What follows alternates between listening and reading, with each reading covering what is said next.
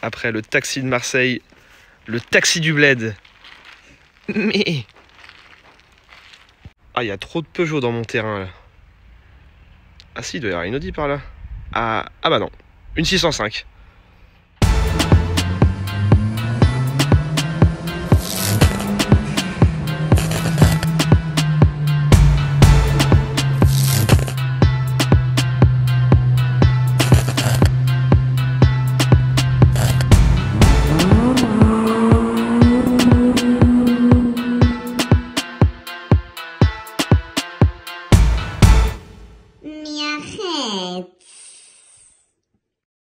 Bonjour à tous les amis, aujourd'hui nouvelle vidéo. Donc là on va faire une vidéo un peu différente d'habitude.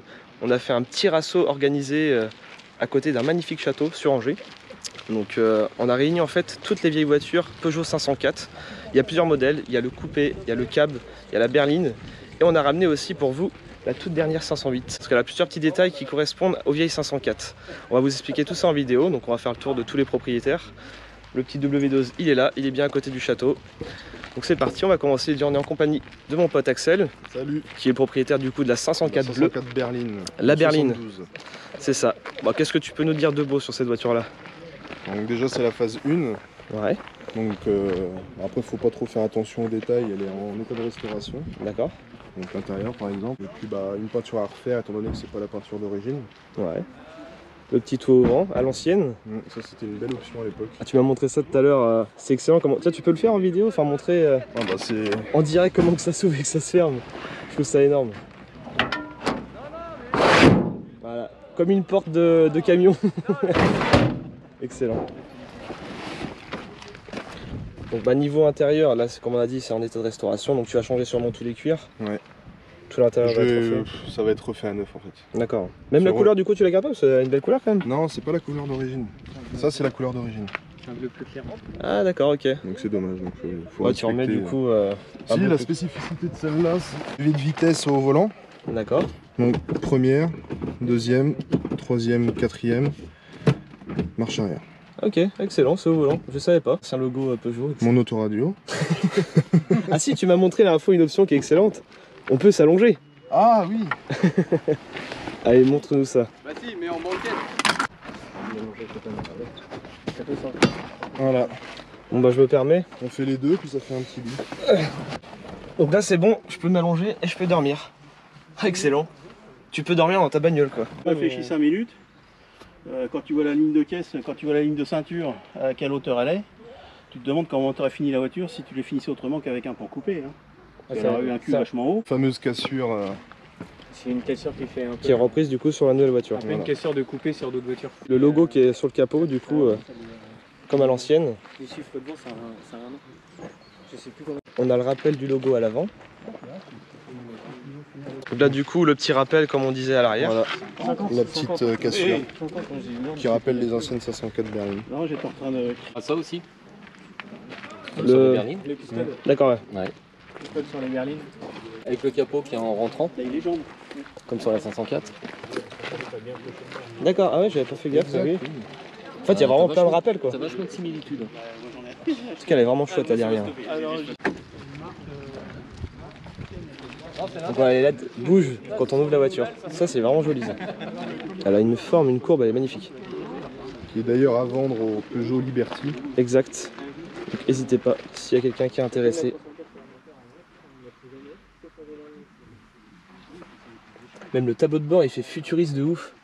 Le volant tout petit, j'adore.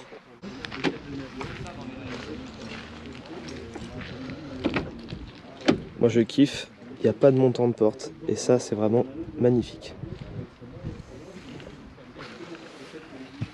Franchement c'est une super caisse. Elle a un look extraordinaire, futuriste, du carbone. Moi j'adore, c'est le petit volant. Il fait vraiment tout petit. Il est vraiment parfait. Même niveau écran, la tablette, je la trouve assez grande. Le compteur futuriste, enfin franchement c'est vraiment une belle caisse. Ça serait le genre de voiture française qui me botterait bien. Donc on passe à la deuxième. Donc là on est sur la voiture à Florian. De 77, une série 2, elle a la vitesse au plancher. D'accord. Elle est entièrement d'origine. Ça c'est pourquoi? C'est pour... C'est les rétro-caravanes qui étaient une option d'origine vendue avec l'attelage. D'accord. Ils sont vraiment balèzes. C'est vraiment... ça permet de bien voir derrière. Je sais pas si vous vous rendez compte en vidéo, mais c'est énorme. Et, avec une galerie avec, ah, c'est d'origine ça? Ouais, c'est d'origine. En bois en contreplaqué. Excellent. Avec l'alu. Y a pas de vis à placo là-dessus? Non. Alors c'est quoi de beau ça? Alors ça c'est la malle à pique-nique d'époque. L'époque qui est toute neuve. Et hop, les petites serviettes, la nappe. Vraiment complet le truc à l'ancienne. Voilà. On peut partir. On a juste à prendre, à s'arrêter au Super U du coin et puis... Et de l'autre côté tu vas... Ça n'existait pas les Super U à l'époque. De l'autre côté nous avons...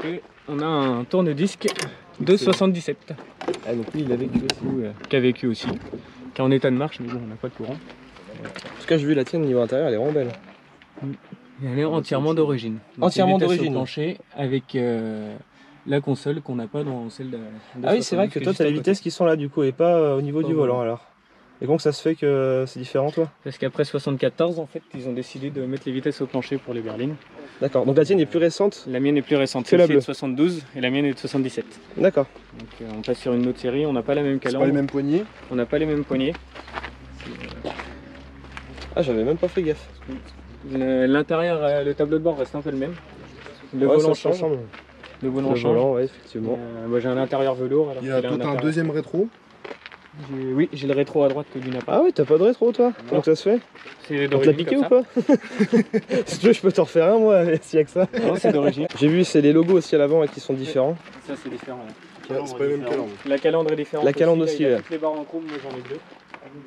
Donc ça c'est en fonction des années que ça change. C'est ça. Ça change en quelle année Olivier?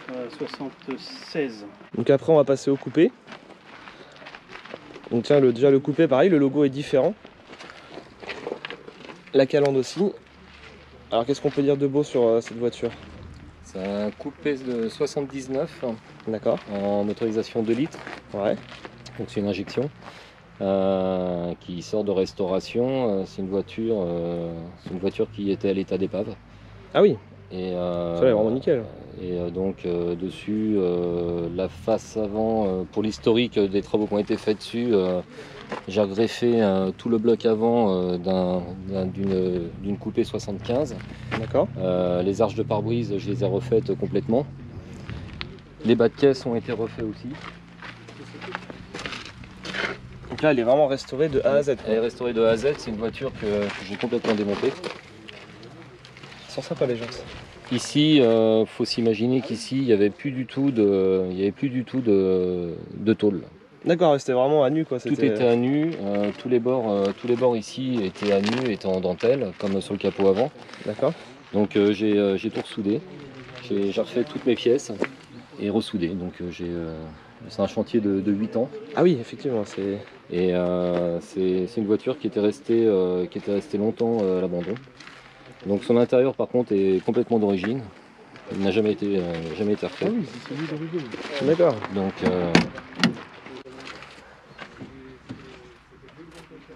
donc là tout est entièrement d'origine. à 130 000 km jusqu'à d'origine. à l'autoradio à l'ancienne, Ouais. cassette. Donc ça c'est un cadeau de mon pote Olivier. La vieille vignette d'époque. Moi je l'ai laissé dans sa configuration d'origine, sauf ses jantes alu qui étaient avant des TRX que j'ai virées et que j'ai passé en jantes alu 15 pouces, qui sont les mêmes, le même dessin, mais avec des pneus beaucoup moins chers. Donc là niveau moteur c'est quoi alors ça? Donc le moteur c'est un 2 litres, c'est un 2 litres de 106 chevaux, avec la fameuse injection Kugelfigger. Ah oui, exact. Dessus, la modification que j'ai fait, j'ai viré la courroie C10 qui tient pas du tout. Donc je suis passé par un kit chaîne. Donc la distribution de la pompe à injection se fait par une chaîne maintenant. Donc ça change rien du tout, sauf que j'y reviendrai plus, quoi. Ok, bah oui, c'est sûr. Donc le moteur, bah oui, j'ai complètement tout démonté parce que tout le compartiment était repeint. Et elle était de cette couleur-là d'origine aussi? ouais. D'accord. C'est sa couleur d'origine. Elle est complètement matching number celle-là. Donc là le coupé par rapport à une berline, il y a une prise d'air en plus, j'ai remarqué à l'avant sur le. Il y a une écope sur les 500, sur les coupés, il y a une écope qui sert de refroidissement pour l'habitacle. D'accord.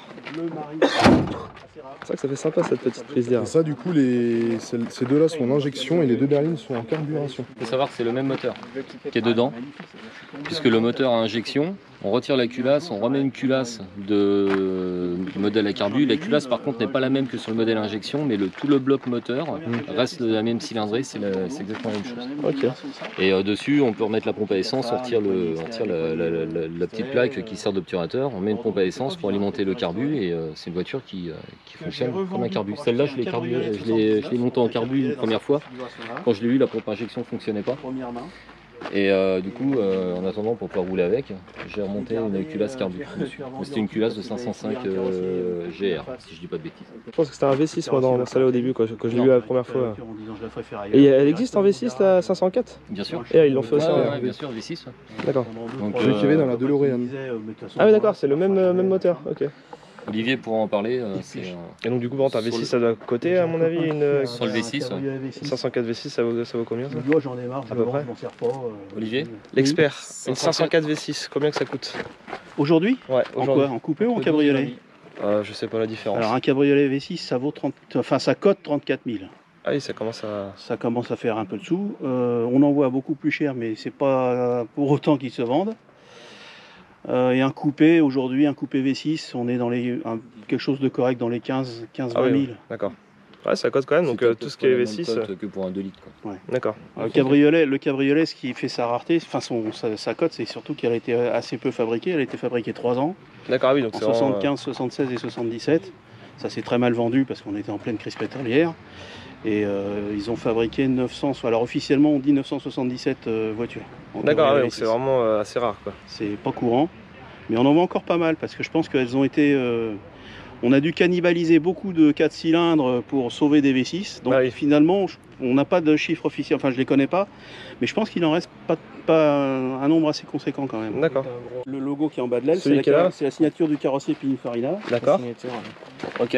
Dessinateur Pininfarina, dessinateur de Ferrari. Il travaille, Ah oui, d'accord.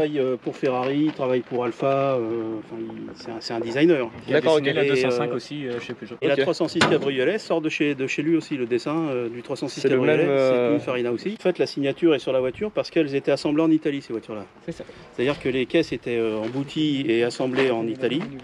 Elles étaient garnies, les intérieurs, les vitres, tout était posé, sauf la mécanique. Elles étaient retransférées en France, où à l'usine de Sochaux, elles recevaient tout l'ensemble mécanique, moteur, train, que les berlines étaient intégralement assemblées à Sochaux. Oui, d'accord, donc elles sont pas si... Il y a une partie de Pininfarina, il y a une partie de Peugeot. Et d'accord, ouais. Il y a un petit truc en plus sur elle, la carte grise d'origine. Tu as la carte grise d'origine Carte grise d'origine plastifiée, excellent. que j'ai plastifiée parce que c'est... Ça c'est collector ça. Oui. Donc elle est canée déjà celle-là? 77. D'accord. Elle a été achetée neuve en T'as 78. pas la feuille de mine? Si, je crois que je l'ai chez moi. Ouais. Ça c'est pareil, c'est important. Enfin c'est important. Avec la voiture, c'est le un plus. petit plus. Donc maintenant le cab. Donc la voiture appartient à Julien. Et de 71, donc pareil, c'est un 2 litres injection, comme la coupée. Là pareil, le logo Peugeot est différent. Et du coup, la différence entre les deux, donc ça c'est la série 1 et la coupée à côté c'est la série 2. Donc on voit les optiques ne sont pas du tout pareilles. Sur la série 1 c'est des doubles optiques et sur la série 2 c'est des monos. D'accord, ah oui, effectivement, c'est vrai que ceux-là ils font en longueur. Ça fait un petit côté sport et là on a 4 phares. Elle a une sacrée gueule celle-là quand même. La bleue là, la couleur elle est magnifique. Ouais. C'est La la... couleur d'origine mais elle a été refaite. D'accord. Bah, de toute façon on voit que la peinture elle est neuve quoi. Bon, les jantes ce sont des jantes de série 2, Intérieur cuir. intérieur cuir noir. La boiserie n'est pas d'origine. Effectivement. Ouais. Donc il reste que l'intérieur à finir au niveau du Voilà. tableau de bord quoi. Ah, c'est chouette même à rouler La les cheveux dans capote le elle est vent. en excellent état. Donc ça je suppose que c'est manuel. Ah bah oui. La première Peugeot à avoir eu la capote électrique c'était la 206 cc. Bah moi j'ai une 207 cc cabriolet. Et c'est électrique. Donc voilà, l'état irréprochable. Donc elle est vraiment chouette celle-là. Avec la petite antenne qui peut monter et descendre. Et puis bah les feux arrière. Les aussi, feux arrière sont qui différents. changent en fait, ouais, Ça, les c'est phares changent. La fameuse griffe qu'on retrouve sur les nouvelles Peugeot. Ah effectivement, oui on reconnaît les traits. Ouais. Ouais. Excellent. J'avais même pas fait gaffe. Et sur la coupée c'est en monobloc. Sur l'instant, on est sur de la série 1. Après, on passe sur les séries 2. Et les séries 3 avaient exactement les mêmes feux, mais les pare-chocs étaient passés en résine. D'accord. Un détail sur les 504 qu'on retrouve, c'est la hauteur de trappe. D'accord. La trappe a été rehaussée. Petit détail, ouais. Ouais, c'est impressionnant. Petit détail, sachant qu'elles avaient plusieurs montages de réservoirs. Ça c'est dû c'est apparu en 76. Parce que jusqu'en 75, les trappes étaient à cette hauteur-là. Les premiers V6 avaient un réservoir sous le coffre. D'accord. Et à partir de 76, je crois qu'il se dit que c'est par rapport aux normes de sécurité américaines qui voulaient que le réservoir soit mieux protégé. À partir de 76, ils montent le réservoir dans le coffre sous la plage arrière. Et du coup, avec une hauteur de trappe comme celle-là, il n'y avait pas de possibilité de remplir le réservoir. Ce qui fait qu'ils ont modifié l'embouti de l'aile pour arriver à avoir un remplissage de réservoir possible. D'accord. Sachant que le 2 litres a quand même le réservoir réservoir en dessous. Oui. Mais Il n'a pas le réservoir dans le coffre. Ils n'ont pas voulu faire deux emboutis d'ailes différents, donc ils ont homogénéisé. Donc ça permet de savoir si par exemple sur une série 1 comme ça on a une trappe à cette hauteur là, ça veut dire que l'arrière a déjà été remplacé, il y a déjà eu des travaux de fait sur la voiture. Remarque que c'est... Quand on en cherche une, de toute façon il y a tout un tas de détails à connaître tout qui ça, permettent de savoir comment la voiture a été conduite. D'accord. Enfin conduite entre guillemets, a été comment elle a vécu. Et bon, que toutes les voitures qui sont présentées là sont équipées de 4 freins à disque. D'accord. Oui. Déjà pour l'époque. C'était énorme. Oui, c'est sûr, oui, effectivement. Ouais, même sur le côté, Ah oui, on est sur 4 freins à disque. Ouais. De toute la façon, 504, dès la sortie, elle était en 4 disques. Hein. Oui, mais ça je sais, mais après il y a eu sur les dernières, elles sont plus en 4 disques. Tout en et elles sont propulsion. toutes en propulsion. Ouais. C'est bien pour drifter. Mais ça fait peur quand t'as jamais pris de propulsion. Alors ces phares là, faut savoir que moi je les ai refaits.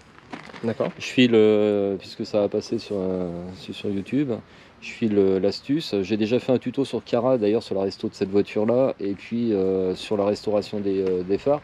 Pour tous les possesseurs de série 2 avec les grands blocs, les paraboles sont introuvables ou alors à des prix exorbitants. Donc petite modif que j'ai fait, moi je suis reparti sur des blocs de Renault Express qui sont exactement les mêmes paraboles à l'intérieur.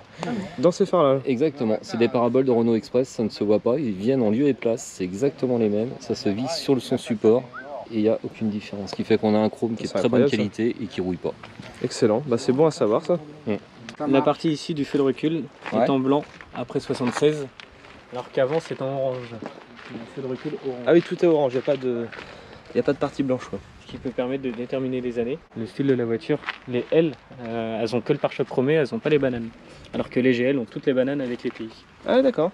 Il y a vraiment plein de détails quoi. C'est... Le GL est le haut de gamme et le TI est vraiment au-dessus. Qui est vraiment TI, c'était mon père, il avait une TI, dis donc, waouh. Et elle est aussi sortie en automatique. Il y a un petit raceau de camion en même temps à côté. Ça c'est la mienne, ça c'est la sienne. La coupée c'est celle de... Quand on a une 504, on drague beaucoup plus facilement qu'avec une Audi TT. Ah bon? Oui, j'ai eu toujours plus de femmes qui sont venues me voir avec une 504 plutôt qu'avec une autre voiture. T'as pas un W12? Tu verras quand t'auras un W12. Mais non, le W12 c'est trop petit pour moi. 5 mètres 20. La voiture elle est en fonction de la taille... Hein? Oui. Hein? C'est une petite voiture une 504? C'était la grosse voiture de l'époque. Mais...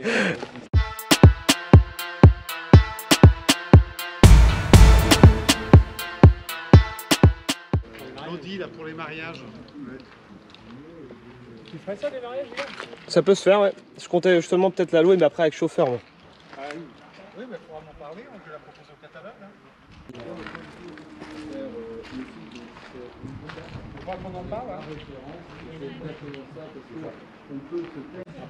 Bon, il nous manque quand même le break et le pick-up. Mais c'est pas fini, il y aura peut-être une suite. Dites-moi dans les commentaires si ça vous a plu cette petite vidéo.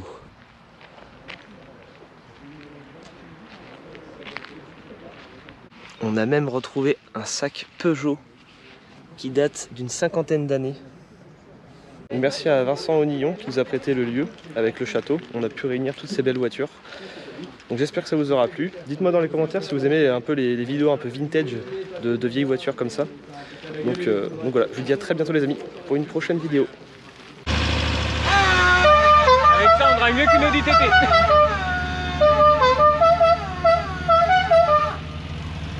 Ouais mais moi c'est pas une TT, c'est une A8 W12. Alors les gonzesses, tiens!